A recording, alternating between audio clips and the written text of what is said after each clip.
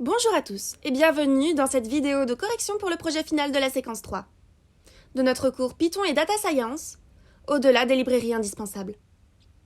Aujourd'hui, nous allons passer en revue le code que j'ai exceptionnellement utilisé pour corriger à bien ce projet à la place d'Aboubacar Camara, en expliquant les choix techniques, les librairies utilisées et les résultats obtenus à chaque étape. Commençons sans plus attendre.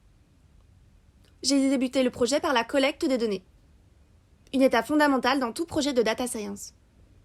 J'ai chargé le jeu de données, e-commerce fourni dans le sujet, qui présente des transactions, avec plusieurs attributs comme le montant, la catégorie du produit, le mode de paiement et l'évaluation du client. J'ai utilisé d'abord la librairie Vaex pour charger les données. Vaex est un outil puissant pour le traitement de grands volumes de données car il est optimisé pour la performance et minimise l'utilisation de la mémoire. Jetons un coup d'œil aux premières lignes du dataset. Comme vous pouvez le voir ici, Vaex nous donne un aperçu rapide de la structure de nos données, sans charger l'intégralité du genre mémoire, ce qui est particulièrement utile pour les grands datasets. Ensuite, j'ai chargé les mêmes données avec Dask.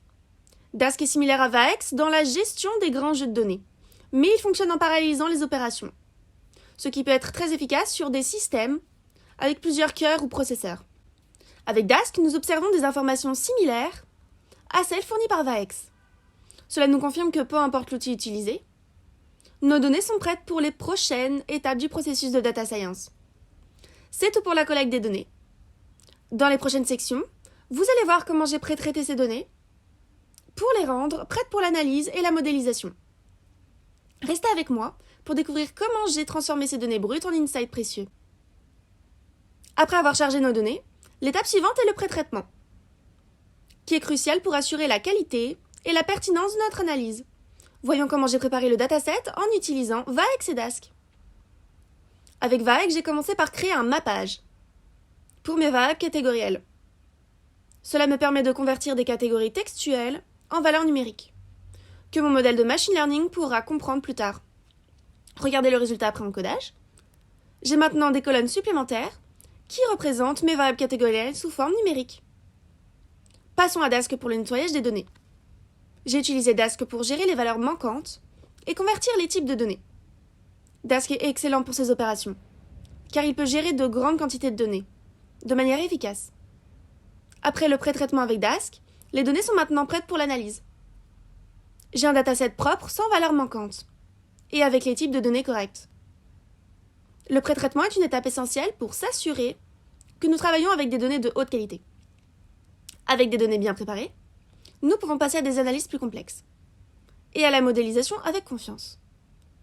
Dans la prochaine partie, j'exploserai ces données plus en profondeur et commencerai à tirer des insights précieux. Maintenant que les données sont nettoyées et prêtes, plongeons dans l'analyse et la visualisation pour découvrir les tendances et les relations cachées. Cette étape est cruciale pour transformer les données brutes en informations exploitables. J'ai commencé avec HelloBrick, un outil de visualisation formidable qui aide à comprendre la relation entre les montants des transactions et les évaluations des clients. Le diagramme que vous voyez ici indique l'absence de corrélation forte entre ces deux caractéristiques, comme illustré par les cases colorées. Cette information est essentielle pour décider des caractéristiques à inclure dans nos modèles de machine learning. Ensuite, j'ai utilisé Plotly pour créer un histogramme des montants des transactions. Cette visualisation montre la répartition des montants de transactions. Il est intéressant de noter les pics et les creux, qui peuvent signaler des tendances ou des comportements d'achat spécifiques. Enfin, avec HoloViews, j'ai créé une visualisation interactive des montants des transactions, par catégorie de produits. Regardez comment nous pouvons facilement comparer les catégories ici. Cela nous permet d'identifier quelle catégorie génère le plus de revenus et pourrait mériter une attention particulière pour les stratégies de vente et de marketing. Ces visualisations nous donnent un aperçu précieux du jeu de données et forment la base des prochaines étapes, où je vais aborder le modèle prédictif. Reste à l'écoute pour voir comment j'ai utilisé ces insights pour construire un modèle robuste et fiable. L'étape suivante du projet concerne le traitement des données déséquilibrées, une problématique courante en data science. Un déséquilibre dans les classes cibles peut biaiser les performances de nos modèles prédictifs. Vous allez donc voir comment y remédier. Pour équilibrer le jeu de données, j'ai utilisé Random Oversampler de la bibliothèque ImbalanceLearn. Cette technique permet d'augmenter la représentation des classes minoritaires en dupliquant certains enregistrements. Voici le data frame avec l'application de Random Oversampler. Comme vous pouvez le voir, la classe oui est sous-représentée par rapport à la classe non. Avec l'application de Random Oversampler, j'ai obtenu un nouveau data frame où les classes sont équilibrées. Maintenant que les données sont équilibrées, j'ai pu avancer vers la modélisation, avec une meilleure assurance que mon modèle sera juste et non biaisé.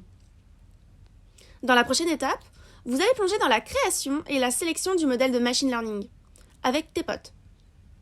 Reste avec moi pour cette partie passionnante. Maintenant que les données sont prêtes et équilibrées, il est temps de construire le modèle de machine learning. Dans cette étape, j'ai utilisé TPOT, un outil d'automatisation de machine learning, pour trouver le meilleur pipeline pour le problème. Avec TPOT, je n'ai pas besoin de deviner quel modèle ou paramètres utiliser. Il explore automatiquement des centaines de configurations. Pour nous, j'ai lancé l'entraînement de TPOT avec une division de données classique, en ensemble d'entraînement et de tests. Après 5 générations, TPOT a sélectionné un Extra Trees Classifier comme meilleur pipeline. Le score du modèle sur l'ensemble de tests est de 0,499, ce qui indique la précision du modèle. Cela peut sembler bas, mais il est important de se rappeler que la performance d'un modèle peut être affectée par de nombreux facteurs, comme le déséquilibre des classes que j'ai adressé, la complexité du jeu de données, ou le fait que le modèle pourrait bénéficier d'une phase d'optimisation des hyperparamètres plus poussée. Par ailleurs, la métrique de précision n'est qu'un aspect de la performance du modèle, et elle doit être mise en perspective avec d'autres indicateurs, comme le rappel, le score F1 et la matrice de convolution, pour une évaluation complète. Enfin, j'ai exporté le pipeline optimal que TPOT a découvert pour une utilisation future. Avec un modèle maintenant en main, j'ai pu procéder à l'interprétation des résultats et à la création de l'application web interactive. La prochaine étape vous permettra de comprendre les facteurs qui influencent le plus les prédictions. Restez à bord pour cette analyse fascinante. Après avoir construit et évalué le modèle, il est essentiel de comprendre quels facteurs influencent le plus ces prédictions.